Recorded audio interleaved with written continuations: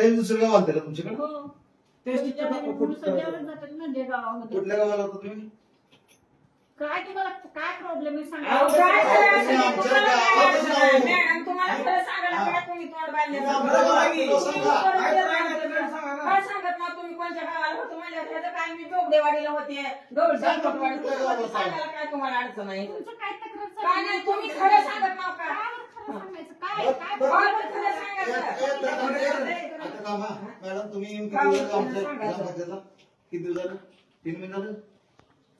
झालं नाही 4 महिने झाले. आम्ही प्रश्न विचारलाय साहेब, चुकीचं काही विचार नाही. तो नाही हा हे शासकीय रेकॉर्डचं आहे. बीडीओ साहेबाच्या अंडरमध्ये शासकीयला फोटो चालत नाही, रेकॉर्डिंग चालतंय. असं कसं होतं रेकॉर्डिंग?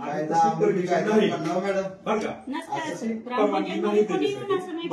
व्हिडिओ कळत नाही. तुम्ही ग्रामपंचायत कधी घेतली, ग्रामसभा कधी घेतली मला सांगा. व्हिडिओ कळत नाही. मी दत्तात्रय काशीनाथ डोके, वडगाव काठी.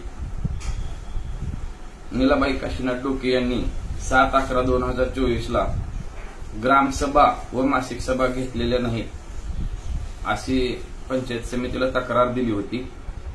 त्या तक्रारीच्या अनुषंगाने पंचायत समितीचे अधिकारी काल चौकशीसाठी गावात आले असता चौकशी वेळी सरपंच, उपसरपंच व बाकीचे ग्रामपंचायत सदस्य गैरहजर असल्यामुळे चौकशी करता आली नाही.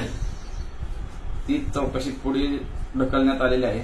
पुढील 14 तारखेस चौकशीला येतो असं तांबळे साहेब सांगून गेलेले आहेत. आता पूर्ण ग्रामस्थांचं आणि तालुक्याचं लक्ष असं लागलेलं आहे की वडगाव काठीच्या सरपंच, उपसरपंच व ग्रामसेवकावर पंचायत समिती काय कारवाई करते. मागील 4 वर्षापासून एकही ग्रामसभा झालेली नाही व एकही मासिक सभा झालेली नाही. मग हे ठराव कुठं बनले, बाकीच्या गोष्टी कशा घडल्या, हे पैसे निधी, शासनाचा निधी कसा कोणाला विचारून खर्च केला, असा अनागोंदी आणि मनमानी कारभार 4 वर्षापासून वडगाव काठी ग्रामपंचायतमध्ये चालत आहे.